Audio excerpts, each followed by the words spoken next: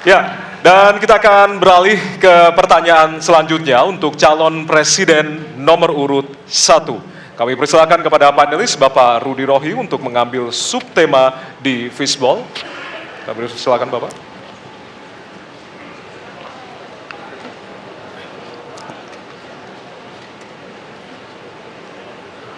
Diperlihatkan kepada kami semua, Bapak.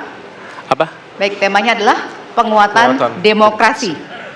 Baik, selanjutnya kepada panelis Ibu Susi Dwi Haryanti untuk mengambil pertanyaan dari Fishball. Hurufnya adalah A. Penguatan demokrasi dengan amplop A. Baik, masih tersegel Bapak Ibu? Kita akan langsung buka.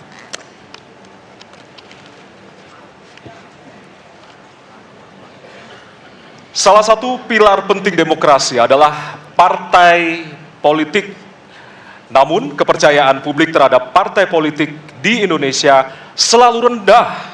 Pertanyaan, apa kebijakan yang akan Anda lakukan untuk melakukan pembenahan tata kelola partai politik? Waktu untuk menjawab 2 menit dimulai dari sekarang. Saya rasa lebih dari sekedar partai politik. Rakyat tidak percaya kepada proses demokrasi yang sekarang terjadi.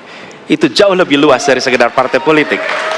Ketika kita bicara demokrasi, minimal ada 3. Minimal 3 nih. 1 adalah adanya kebebasan berbicara. Yang kedua, adanya oposisi yang bebas untuk mengkritik pemerintah dan menjadi penyeimbang pemerintah. Yang ketiga, adanya proses pemilu, proses pilpres yang netral, yang transparan, jujur, adil. 3. Dan kalau kita saksikan akhir-akhir ini, 2 ini mengalami problem.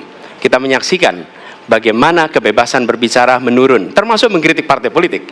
Dan angka demokrasi kita menurun, indeks demokrasi kita.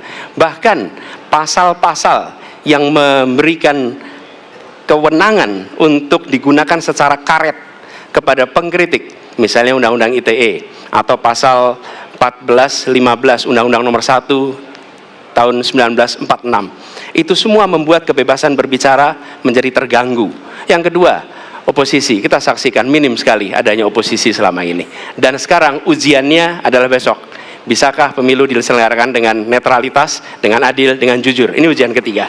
Jadi persoalan demokrasi kita lebih luas dari segala persoalan kepada partai politik. Nah, bagaimana untuk partai politik sendiri?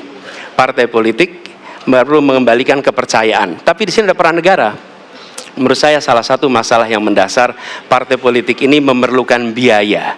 Dan biaya politik selama ini tidak pernah diperhatikan di dalam proses politik. Untuk kampanye, untuk operasional partai, semua ada biayanya. Sudah saatnya pembiayaan politik itu dihitung dengan benar, ada transparansi, sehingga rakyat pun melihat ini institusi yang bisa dipertanggungjawabkan. Jadi salah satu reformnya adalah reform pembiayaan politik oleh partai politik. Terima kasih. Baik. Waktu sudah habis, terima kasih.